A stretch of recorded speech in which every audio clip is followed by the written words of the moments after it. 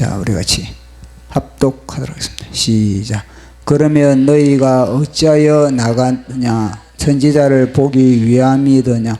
옳다. 내가 이르노니 선지자보다 더 나은 자니라. 기록된 바 보라, 내가 내 사자를 내 앞에 보내노니 그가 내 길을 내 앞에 준비하리라 하신 것이 이 사람에 대한 말씀이니라. 내가 진실로 너에게 말하노니 여자가 낳은 자 중에 세례 요한보다 큰 이가 일어남이 없도다. 그러나 천국에서는 극히 작은 자라도 그보다 크니라. 세례 요한의 때부터 지금까지 천국은 침노를 당하는 침노하는 자는 빼앗느니라. 아멘. 기도하겠습니다. 성삼위일체 하나님 아버지, 오늘도 이 공간에 우리와 함께 하심을 감사합니다. 성령 하나님께서 우리 각 사람을 말씀의 현장으로 이끌어 주시고 말씀의 거울 앞에 우리 영혼을 조명받는 시간 되기를 원하나이다. 그래서 우리 영혼이 또 주님으로부터 말씀으로 수술받게 하여 주시고 예수 그리스도의 형상으로 조성되는 복된 시간 되게 하여 주시옵소서. 또 말씀을 전하는 제 자신도 온전한 주님의 대언자 되기 원하며 예수님 이름으로 기도드려옵나이다. 아멘. 우리는 계속 세례 요한에 대해서 이야기를 나누고 있습니다. 이 세례 요한을 오래 기억하고 또 그리고 이 세례 요한에 대한 그 강한 그 메시지를 우리 마음에 오래 담고 있다는 것은 참 중요한 부분인데, 근데 세례 요한은 어떤 예언서도 남기지 않았습니다. 어떤 예언서도 남기지 않을 뿐만 아니라 또 그 사역이 너무나 이게 짧은 겁니다. 그래서 이 세례 요한을 보면은 이 굵고 또 짧게 그렇게 인생을 산 사람이다. 그렇게 평가를 내릴 수가 있습니다. 제가 안타까운 것은 뭐냐면은 세례 요한이 이사야 선지자처럼 그런 서신서를 하나 남겨놨다면은 이 세례 요한에 대한 그런 기억과 그리고 또 세례 요한에 대한 그 메시지와 울림이 굉장히 깊지 않을까, 그런 이제 개인적인 그런 생각을 하는 겁니다. 이 세례 요한이 우리 주님이 세례 요한을 향해서 평가 내리는 것이 뭐냐면은 선지자들보다 크다, 모든 선지자들보다 크다, 또 그리고 여자가 낳은 자 중에서 세례 요한보다 큰 자가 없다. 이 우리 예수님이 직접 하신 말씀이거든요. 그리고 우리 예수님이 진실로 그랬습니다. 진실로 내가 너희에게 말한다. 여자가 낳은 자 중에서 세례 요한보다 큰 자가 없다. 그렇게 이야기를 하고 있습니다. 저는 이 말씀을 문자 그대로 저는 이걸 믿습니다. 이걸 뭐 상징적으로, 아니 세례 요한보다 더 위대한 그런 선진들이 얼마나 많습니까? 예를 들어서 믿음의 조상 아브라함, 아브라함의 그 위대함도 우리가 잘 알고 있는데, 그렇게 모리아 산에 자식을 그렇게 바칠 수 있을 그 정도의 그런 믿음을 가지고 있는 이 아브라함, 그럼 아브라함보다 세례 요한이 크단 말인가? 이렇게 또 질문을 하면은 이게 참 갸우뚱거릴 수도 있지 않겠습니까? 또 모세를 생각해 봅시다. 모세보다 그러면은 세례 요한이 크단 말인가? 그러면은 섣불리 대답하기 힘들거든요. 그 위대한 지도자 모세, 거의 300만이나 되는 그 백성들을 갖다가 이끌는 그 리더십, 그 카리스마, 그걸 보면서 야, 모세와 이 세례 요한을 비교할 수 있을까? 뭐 이렇게 우리가 또 생각할 수가 있지 않습니까? 그럼 또 위대한 다윗. 그럼 다윗도 통일왕국으로서 하나님이 이 다윗은 하나님의 마음에 합한 자다, 그렇게 도장을 찍었는데, 그러면 다윗보다 그러면 세례 요한이 크단 말인가? 그러면 우리가 또 주춤하거든요. 근데 저는 이 세례 요한이 진짜 우리 주님이 말씀하신 것처럼 제가 언급했던 이들보다 더 크고 더 위대하다고 그렇게 저는 생각하는 겁니다. 그 근거를 제가 이야기하자면은 세례 요한이 잘 아는 것과 마찬가지로 어릴 때부터 이 세례 요한은 광야로 그렇게 나갔습니다. 그래서 부모님과의 관계가 단절되고, 그리고 주위에 친구라는 이유보다 오직 세례 요한은 그 광야에서 오랜 기간 동안은 거의 30년 동안에 주님의 길을 예비하기 위해서 그렇게 연단받고 훈련받은 겁니다. 그러니까 이 사회적인 그런 사람들과의 그런 사회적인 접촉, 이거보다는 아주 고립된 그 장소에서 오직 주님의 길만 예비하기 위해서 그렇게 생활했던 사람이 세례 요한이거든요. 그리고 또 신앙은 다름 아니라 이 석청이 꿀, 그러니까 꿀과 그리고 또 들판에 이 메뚜기 있지 않습니까? 그 메뚜기를 끼니마다 메뚜기 잡아가서 신양한다고 얼마나 쫓아다니고 그렇게 하겠습니까? 메뚜기 쫓아다니는 세례 요한 보십시오. 그리고 또 이 꿀따기 위해서 벌이 자기 꿀을 거저내 주겠습니까? 완전히 쏘고 이러면서 세례 요한이 시시하면은 벌에 쏘여가지고 온몸이 퉁퉁 부어 있는 그런 모습이 생각나지 않겠습니까? 그리고 또 패션도 오직 하나밖에 없습니다. 그 사지사철 이 약대 트롯을 입고 그런 생활을 했던 사람이 세례 요한인 겁니다. 엄청난 검소하면서도 단순한 그런 생활을 한 겁니다. 그 생활 속에서 오직 이 세례 요한은 주님의 길을 닦고 주님의 길을 예비한 사람이 이런 세례 요한이거든요. 또 그리고 이 세례 요한이 이 인생을 마감할 때도 뭐냐면은 이게 어디 한 20, 30년을 더 이 사회생활을 하면서 그렇게 생활을 했냐면은 그것도 아닌 겁니다. 그것도 감옥에 갇혀가지고 마지막 인생이 감옥에 갇혀가지고 또 뭐냐면은 목배임을 당한 그런 인생을 사는 사람이 세례 요한이거든요. 그리고 이걸 보면서 이 세례 요한이 왜 그러면은 주님이 위대하다, 그렇게 크다, 그렇게 했을까? 그것은 다름 아니라 이 400년을 제가 늘 이야기하고 있지 않습니까? 400년, 말라기 이후에 400년 동안에 하나님과의 관계가 단절된 그런 상태였던 겁니다. 그러니까 400년의 두께, 400년의 죄의 두께를 생각합니다. 400년의 죄의 두께를 갖다가 깨트린 사람이 누구냐? 세례 요한인 겁니다. 이 400년간의, 그러니까 30년 동안의 세례 요한이 광야에서 혼자 그렇게 고독하게 주님의 길을 닦고 있을 때, 이때도 주님은요 카운트를 하고 있었다는 겁니다. 이게 우리가 다니엘서에 보면은 주님이 매네 대결 하듯이, 그러니까 주님은 늘 헤아리시고 그 영혼을 헤아리시고 또 뿐만 아니라 그 영혼을 저울질하시고 그렇게 한 겁니다. 그러니까 광야에서 세례 요한이 메뚜기 잡아먹고 또 꿀 따먹고 또 오셔서 무릎 꿇어서 주님을 바라보고 또 하나님의 말씀을 가슴에 또 암송하고, 그 자체를 갖다가 주님은요 다 카운트를 한 겁니다. 점수를 다 매고 있었다는 겁니다. 그러면서 이 세례 요한이 또 사역을 할 때도 마찬가지거든요.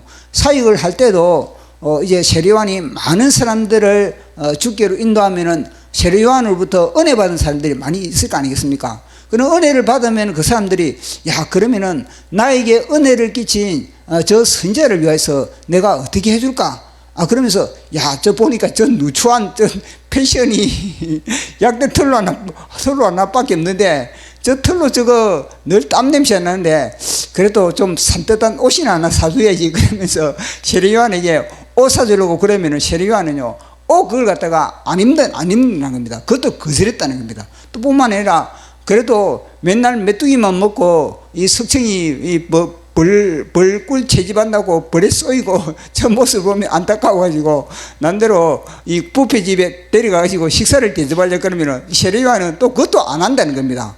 그래서 세례 요한을 향해서 하는 말이 뭐냐면은 귀신 들렸다, 그렇게 사람들이 세례 요한을 욕을 하는 겁니다. 이게 뭐냐면요, 세례 요한의 그 사역을 질투하는 그런 부류가 있는 겁니다. 왜냐하면 강력하게 세례 요한이 심령들 속에 그렇게 도사리고 있는 그런 이 자아의 뱀, 이 회개하지 못한 자아의 뱀, 하나님을 대적하는 자아의 뱀, 그러니까 자기 스스로를 속이고 그리고 자기 스스로를 그동안에 이 인생을 탈취했던 그 모든 것을 세례 요한이 완전히 말씀의 도끼날을 그렇게 찍었지 않습니까? 그러다 보니까 그 반대에 이 마귀는 지금까지 어느 누구로부터 공격당하지 않은 이 마귀의 세력들이 그들이요 세례 요한을 갖다가 어떻게 하면 매장시켜 버릴까? 그러니까 지금 같은 경우는 언론을 동원하는 언론을 동원하고 그리고 또 그 시대에 기득권을 가지고 있는 종교적인 그런 기득권을 가지고 있는, 그러니까 세례 요한이 등장함으로 말미암아 기존 종교적인 그런 카르텔을 형성하고 있는 그 세력들이 자신들이 위협을 당하는 거거든요. 자신들이 공격하는 것이지 않습니까? 자신들이 그런 완전 진지, 그들도 완전 뱀의 마귀의 진지인데 그 진지를 세례 요한이 완전히 공격을 하니까 그들이 않습니까? 방어하는 차원으로 이 언론을 동원하고 그리고 그들 또 나름대로 그런 집단을 형성해가지고 세례 요한에게 이제 그렇게 완전히 공격을 하고 있는 그런 내용이 바로 세례 요한을 향해서 귀신 들렸다, 그렇게 매도를 하는 겁니다. 자, 그 부분을 한번 보도록 하겠습니다. 세례 요한이 귀신 들렸다. 우리 11장 18절에서 19절 시작. 요한이 와서 먹지도 않고 마시지도 아니하되 그들이 말하기를 귀신이 들렸다 하더니 인자는 와서 먹고 마시며 말하기를 보라 먹기를 탐하고 포도주를 즐기는 사람이요 세리와 죄인들의 친구로다 하니 지혜는 그 행한 일로 인하여 옳다함을 얻느니라. 아멘. 이게 보십시오. 세례 요한을 귀신 들렸다는 게 이게 뭐 세례 요한이 실제로 뭐 귀신 들려서 이런 게 아니거든요. 그들은요 뭔가 하나를 꼬투리를 잡아야 되겠는데 그 꼬투리를 잡는 게 뭐냐? 아, 이 세례 요한이 여전히 약대 트롯을 고집하고 영원히 메뚜기와 석청이를 고집하는 이걸 보면서 이 세례 요한은 완전히 귀신 들렸다, 그렇게 이 정신없다, 이 미쳤다, 그런 식으로 이제 몰아세웠던 것입니다. 그래서 세례 요한은 엄청난 기득권과의 치열한 싸움의 현장에 있었던 겁니다. 전혀 그렇지 않겠습니까? 내가 30년 동안에 그동안에 고립된 지역에서 내가 그렇게 애쓰고 수고했는데 이제는 내가 대접받아야 되지 않나? 보통 사람들이 이런 보상 심리가 있거든요. 아니, 내 정도 되면은 그래도 이 참 좋은 차로 타야 되고 내 정도 되면은 뭔가 좀 내가 대접받아야지, 이렇게 생각할 건데 이 세례 요한은요 그 전혀 흔들리지 않는다는 겁니다. 전혀 그런 것에 내가 만약에 그런 것에 마음을 내가 둔다면은 나에게 주어진 그런 사명이 흐트러진다, 이런 마음, 그 마음을 가지고 있기 때문에 세례 요한은 절대 그런 곳에 내가 이 시간을 낭비하고 그런 곳에 내가 마음을 뺏기고 이런 내가 여유가 없다, 이런 마음을 가지고 있는 것이 누구냐? 바로 세례 요한인 겁니다. 자, 그러면은 제가 언급했던 이 아브라함이라든지 아니면은 이 다윗이나 모세, 이들 가만 보면요, 따지고 보면요, 이들은 허점이 많거든요. 아브라함도 뭐냐면요, 하갈을 통해서 중간에 그렇게 옆으로 상태고, 또 이 모세도 마찬가지입니다.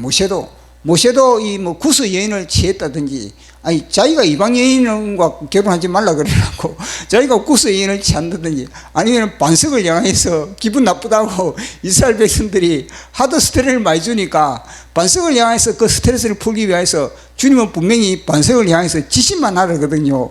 무라 나오라 이런 식으로 지시만 하라 그러는데 모세는 맛 좀 봐라 그러면서 반석을 향해서 막대기로 후리친 거 아닙니까? 그 후리치니까 하나님이 왜 내 앞에 너 거룩함을 보이지 않느냐 그러면서 이 혈기를 왜 뿌리느냐 그런 식으로 하면서 주님이 모세의 잘못을 지적한 거거든요. 아니 모세만 그렇습니까? 다윗 보십시오. 다윗은 진짜 허점 투성인 겁니다. 이거는 다윗은요, 어떻게 보면은 죄악의 종합 세트라고 할 수 있는 그런 다윗인데, 근데 다윗은 이 회개에 능숙하다 보니까 하나님이 마음이 합하다 그러거든요.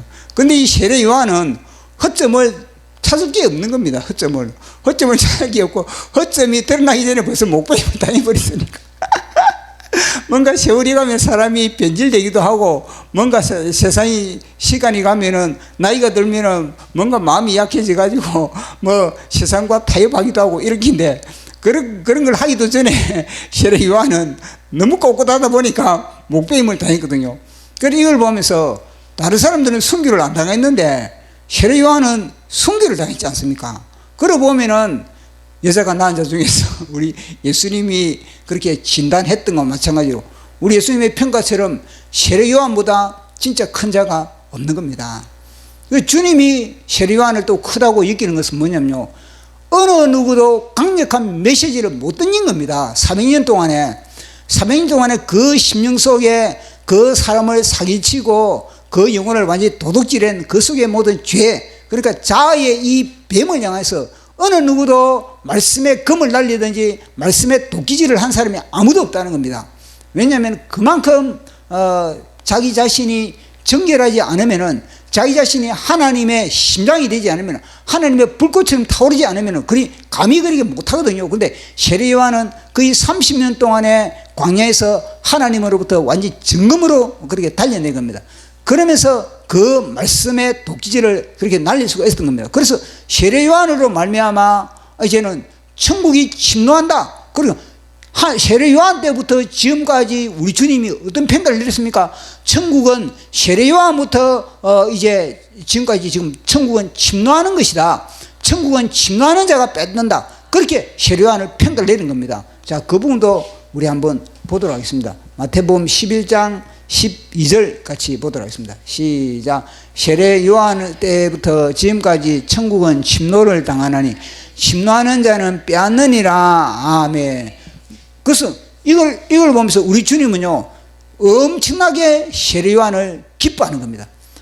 그러니까 천국을 침노하지, 그동안에 어느 누구도 천국의 문 앞에도 가지 못했고 천국의 맛도 보지 못한 그런 상태였는데, 세례 요한으로 말미암아 사람들이 비로소 천국에 들어갈 수 있는 그런 문이 열렸다는 겁니다. 그거는 뭐냐면요, 백성들 심령 속에도 거의 다 완전히 지옥의 상태고 답답한 그런 상태, 칵 막힌 진짜 혼돈과 공허와 깊은 흑암의 그런 상태였고, 뿐만 아니라 그 소통을 해야 되는 하나님의 마음은 어떻습니까? 하나님의 마음은 우리 이 인간의 백성들의 그 마음에 100배 더 답답한 겁니다. 100배 더 답답한 그 하나님의 마음을 갖다가 뻥 뚫어준 사람은 누구라? 세례 요한인 겁니다. 그러니까 세례 요한을 갖다가 이렇게 평가를 내리는 겁니다. 그러면서 천국을 침노하는 자에게 이제 침노하는 자는 천국을 그렇게 빼앗는다. 그래서 제가 이 말씀을 보면서 천국은 침노하는 자에게 그렇게 주어지는 것이다. 왜 이렇게 주님이 다른 사람이 말한 것도 아니고 주님이 이렇게 과격한 말씀을 했을까? 아니, 천국을 침노한다니 이거는 전투 용어인데, 천국을 침노한다 이 말이 무엇인가? 왜 천국을 침노해야 되는가? 천국을 침노하는 게 구체적으로 무엇인가? 그게 제인데 그렇게 와닿은 겁니다. 그래서 세례 요한 때부터 천국을 침노한다 그러니까, 세례 요한의 사역을 보면은 그 해답이 나오는 겁니다. 천국을 침노하는 것이다. 왜 그러면 천국을 갖다가 이게 침노라는 이 전투적인 단어를 주님은 사용하는가? 그것은 다름 아니라 이 침노라는 이 단어는 강압적으로, 그러니까 내 의지를 발동해 가지고 내가 공격적인 그런 이 적극적인 그런 의미가 이 단어에 들어있는 겁니다. 그러니까 천국은 지금까지 세례 요한 전에는 어느 누구도 이 천국을 향하여서 그렇게 공격적인 그런 사람이 아무도 없었다는 겁니다. 세례 요한이 이 문을 열었다는 것을 주님은 말씀해 주고 있는 겁니다. 그러면은 이 침노를 갖다가 무엇으로 침노하느냐? 무엇으로 침노하겠습니까? 그것은 다름 아니라 이게 뭐냐면요, 회개란 회개. 천국은 회개를 통해서 침노를 당한다는 겁니다. 세례 요한의 메시지가 딱 하나거든요. 회개하라, 회개하라. 그러면 너희들이 천국이 가까웠다. 너희들이 회개하지 않으면은 지금 천국이 지금 이 땅에 이루어지고 있는 그런 우리 예수님이 천국인데 그 천국을 너희들은 만날 수가 없다는 겁니다. 천국이 코앞에 있음에도 불구하고 너희들은 눈이 멀어버린다. 귀가 닫혀버린다. 너희들이 천국을 갖다가 너희들이 아멘으로 받아들이고 천국을 너희들이 굶어지기 위해서는 뭐냐? 너희들이 귀와 눈이 열려야 되는데 거기 위해서는 뭐냐? 회개를 했을 때 비로소 천국은 침노를 당하는 것이다. 그렇게 이야기를 하고 있는 거예요. 그러면은 이 천국을 막고 있는 사람, 천국을 가로막고 있는 사람은 누구냐겠습니까? 천국을 가로막고 있는 사람은 이 마귀는 죄를 통해서 천국을 가로막고 있는데, 그러나 이 배우는 결국 뭐냐면요, 우리의 자아라, 자아. 우리의 자아가 이 뱀의 먹이가 우리의 자아거든요. 이 자아가 결국은 천국을 가로막는 원흉이라는 겁니다. 결국 이 천국을 가로막는 누구냐면 바로 근본은 우리의 자아라, 자아. 그래서 우리의 이 자아를 갖다가 뭐냐, 말씀의 세례 요한처럼 말씀의 도끼로 우리의 자아를 갖다가 깨부술 때 비로소 뭐냐, 우리 속에서 성령의 자아가, 성령의 열매가 우리 속에서 연결되는 그런 구조라는 것을 우리 주님이 말씀을 하고 있는 겁니다. 그래서 지금까지 어느 누구도 이 자아의 뱀을 건드린 사람이 없는 겁니다. 다 뭐냐, 사탕 발림이고 다 혼적인 그런 부분, 혼적인 그런 부분만 다 관리하고 다 요리하고 다 주관하고 이 혼적인 그런 부분에만 그저 메시지가 그렇게 던져지고 그랬다는 겁니다.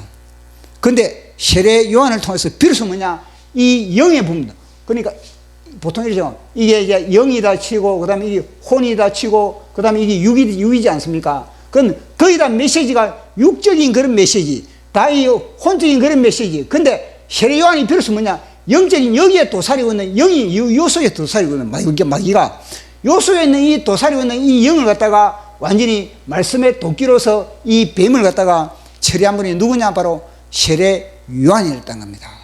그전에는 어느 누구도 이 자기 자신을 갖다가 진짜 진심으로 그런 회개, 와, 내가 지옥이구나, 내가 완전히 하나님을 대적하는 하나님과 원수가 된 자이구나, 이걸 갖다가 어느 누구도 그 당시에 세례 요한 전에는 아무도 몰랐다는 겁니다.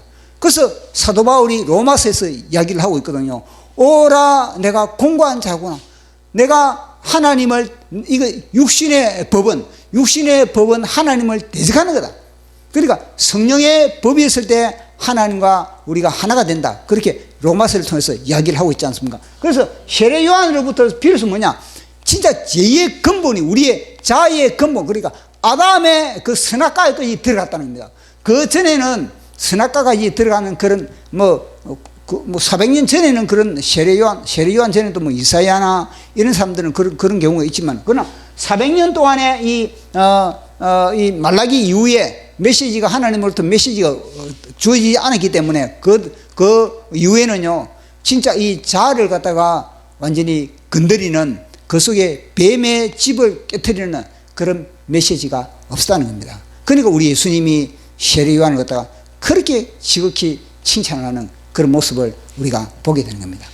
그래서 이 회개가 얼마나 중요하냐면요, 이게 우리가 금요일날 살펴보고 있는 요한계시록의 7교회에 우리 주님이 늘 강조하는 게 그것입니다.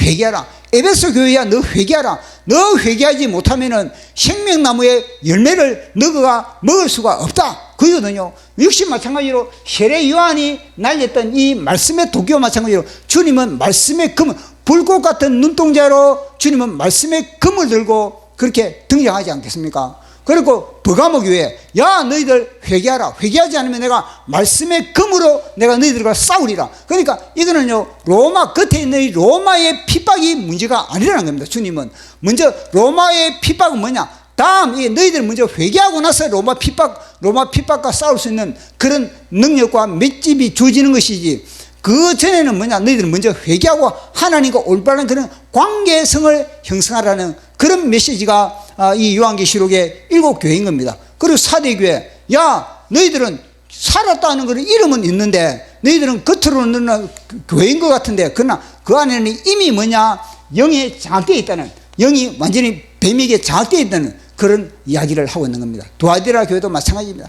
두아디라 교회도 이 교회는 이 발람의 이 교인이라든지 아니 두아디라 교회는 이건 이세벨이 아예 그 교회 안에 있습니다. 주리를 틀고 있는 겁니다. 이세벨의 교훈, 이세벨의 영이 흘러넘치는 그런 교회가 이 두아디라 교회거든요.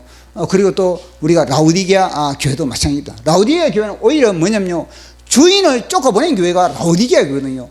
교회 주인이 누굽니까? 교회 주인이 예수님인데, 주인공이 예수님이 교회 안에 있어야 되는데, 예수님은 뭐냐면요, 쫓겨나가지고 문 밖에서 아니십니까? 벌벌 떨면서 자기들끼리 안에서 잔치만 벌리고 있는 겁니다. 그리고 주인이 뭐냐, 바깥에서 뭐냐, 완전히 초라하게 이거는 노숙자가 되는 것처럼 내 좀 돌려보내줘. 저 같으면은 네가 나를 쫓아보내. 그러면 다른 데 막 가버리건데 우리 주님은요, 나를 갖다 좀 돌려보내달라고 사정하는, 주님이 사정해야 될 판이 된 그 교회가 바로 라우디게아 교회거든요. 그러니까 강력한 메시지가 뭐냐, 그 7 교회를 향해서 주님이 하신 말씀, 그것도 뭐냐면요, 바로 회개고 회개. 왜냐면 이 7 교회의 이 진단이 정확하게 됐을 때 비로소 뭐냐, 요한계시록이 아니십니까? 저 어떤 요한계시록의 그런 어떤 앞으로 그런 진행되는 그런 7인이 떨어지고 그리고 또 7 나팔이 진행되고, 이게 뭐냐면 세상을 갖다 정리하는 거거든요. 하나님이 세상을 정리하는 차원으로 그 모든 그런 이 장들이 이제 내려지는 겁니다. 그것을 감당하기 위해서는 교회가 뭐냐, 회개하지 못하면 그걸 감당 못한다니까요. 회개하기 했을 때 비로소 그런 것들 다 감당하고 결국은요, 영적 전투를 하게 돼요. 전투를. 그런 엄청난 앞으로 그런 전투가 벌어질 때 교회가 회개가 안 됐으면은 다 그들의 밥이 되는 겁니다. 그리고 영적 전투가 벌어지고 결국은 뭐냐, 하나님이 우리를 갖다가 데리러 가는 그 구조가 요한계시록의 구조인 겁니다. 그리고 핵심은 뭐냐면요, 맨 먼저 뭐냐, 주님이 교회부터 친다. 교회부터. 그 교회가 핵심이거든요, 여기에는. 그러니까 교회부터 진단할 때 딱 뭐냐, 주님은요, 이거 회개. 그만큼 회개가 중요하다는 겁니다. 그러니까 회개는요, 우리 생명 걸고 회개를 해야 돼요. 매일매일 우리는요, 주님, 저의 잘못이 무엇입니까? 주님, 제가 오늘 주님 앞에 몇 점 정도 받습니까? 그러면서 늘 그런 부분에 대해서 막 우리를 점검하고 그러다 보면요, 우리 영혼이 늘 이제는 맑아지고 그러다 보면요, 우리 주님이 우리 속에서 이제는요, 편안하다. 내가 너의 심령에 있으면 내가 자유롭다. 같이 자유로운 겁니다. 주님과 우리가 함께 자유로운 겁니다. 그렇지 않으면요, 우리 속에 성령님이 오늘도 답답하네. 오늘 우리 성령님이 우리 속에서 좀 회개 좀 하라. 그러니까 내가 죽을 판이다 이거든요. 그렇기 때문에 우리가 회개를 통해서 우리 주님도 시원하고 우리도 시원한, 그리고 우리가 앞으로 어떤 시련도 다 이걸 회개를 통해서 감당하는 저와 여러분 되기를 예수 이름으로 축원합니다. 자, 우리 찬양하고 우리 기도하겠습니다.